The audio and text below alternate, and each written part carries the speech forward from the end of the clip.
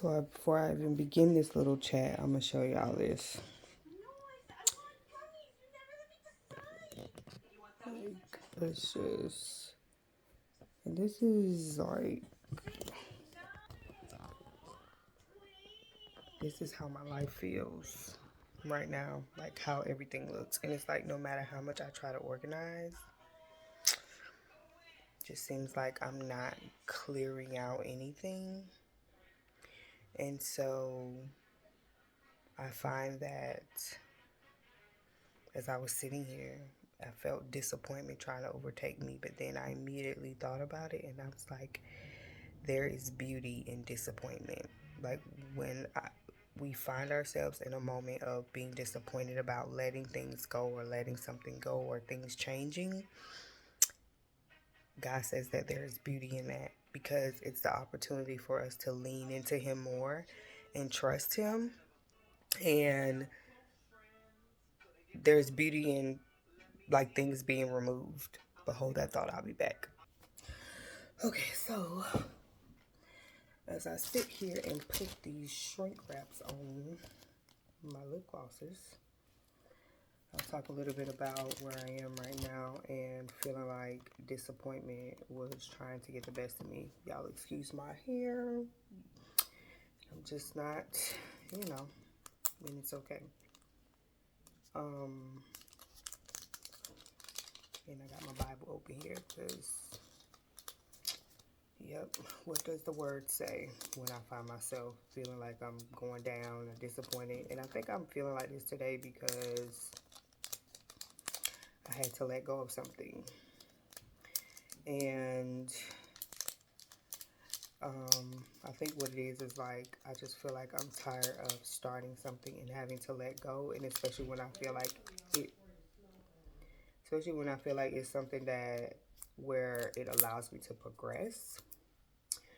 But I have to understand that in this time of my life, a lot of things are temporary. Like it's coming to for a purpose, and then it's going away. So, but there's beauty in disappointment, and like I was saying, like it's the opportunity to turn to God and trust in Him. Like even now, I'm being reminded right here, like my notebook that I write in for my devotion says, "Be still and know." Right. So what does stillness look like? Like what does still? Because this is not a time like to get busy and start to put my trust in other things.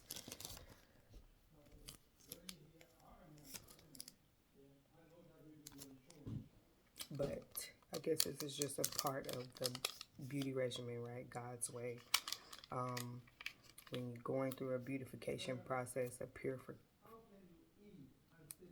purification process, um, you know, you're being purified, you're being purged, you're being made over, and you're not going to look the same when it's done. So obviously it can get a little uncomfortable because a lot of new things have to happen and a lot of changes have to happen. So the question is like, do I want to be disappointed? Do I want to sit in the disappointment? I don't. But in my past, that one has hair on it. But in my past, these labels are all beat up. I would have, maybe I should just take these labels off.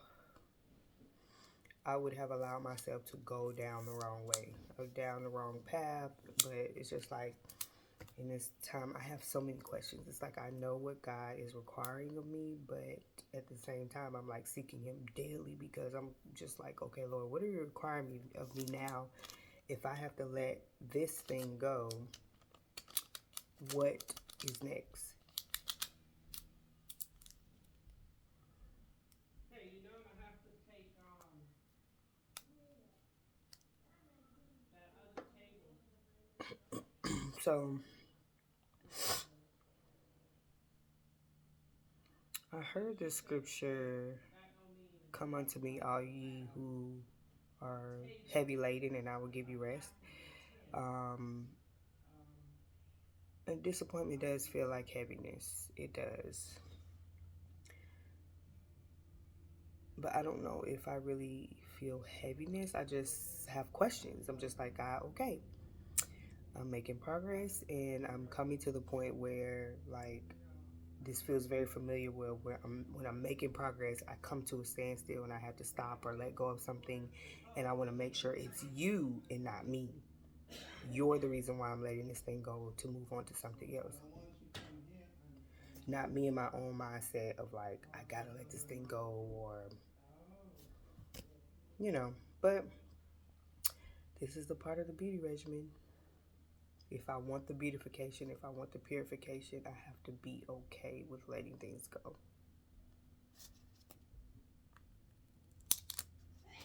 And not putting my trust in things other than God, right? Just imagine if I didn't let things go because I didn't want to be disappointed or deal with disappointment again, and then still end up being disappointed because I held on something for entirely too long. So I just opened up my Bible. I'm like, I need to find some scriptures on this, and I'm looking at something that I highlighted, and it's Proverbs chapter 4, verse 23. Actually, I'm going to start at 20. And it says, my child, pay attention to what I say. Listen carefully to my words. Don't lose sight of them. Let them penetrate deep into your heart, for they bring life to those who find them and healing to their whole body. Guard your heart above all else, and it determines the course of your life. Avoid all perverse talk. Stay away from corrupt speech.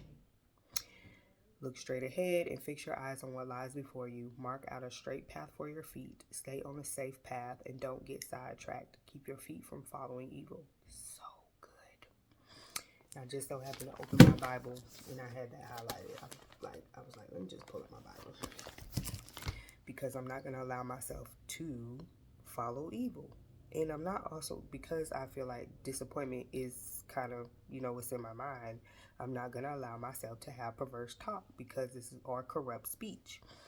And also, when you're disappointed, it's going to reveal what's on your heart. And it says here, guard your heart above all else. We know that Proverbs chapter 4 is period, okay? Like straight forward.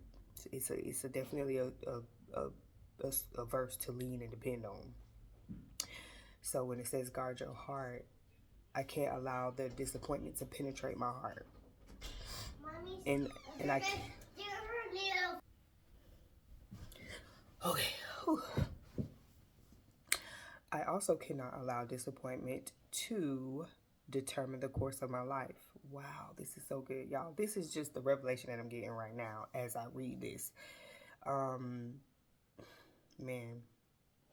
So there is beauty in disappointment because when your heart is postured correctly, it will turn you to his word to seek him and what he says about dealing with disappointment.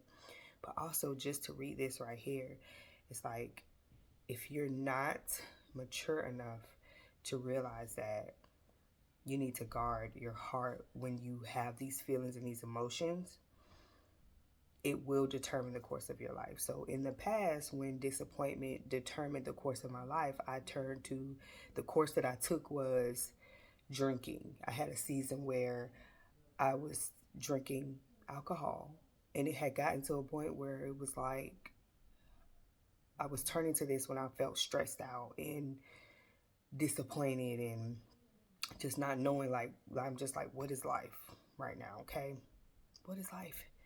And so I would go pour me some alcohol, and I was turning to that to deal with my disappointment. What else did I turn to?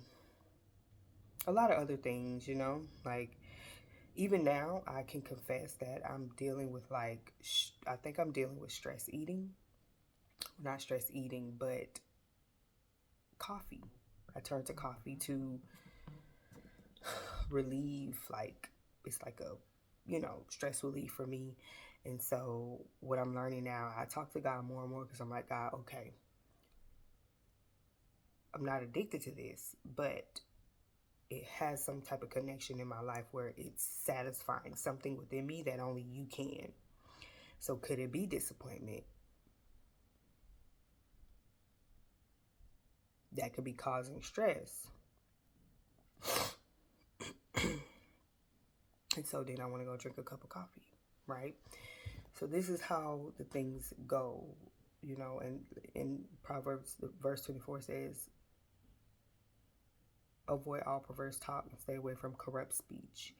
And then it says, look straight ahead and fix your eyes on what lies before you. So I know where God is taking me, which is very important. So when I feel disappointed and I have to let something go, I just have to know that I'm running the race that has been set before me. And so I have to keep my eyes straight ahead and fix my eyes on what I'm running towards, which is the will and purpose of God for my life. He didn't say that there wouldn't be disappointment, but he's saying, like, in this disappointment, the beautiful thing about it is that you now could come to me to get that heart right.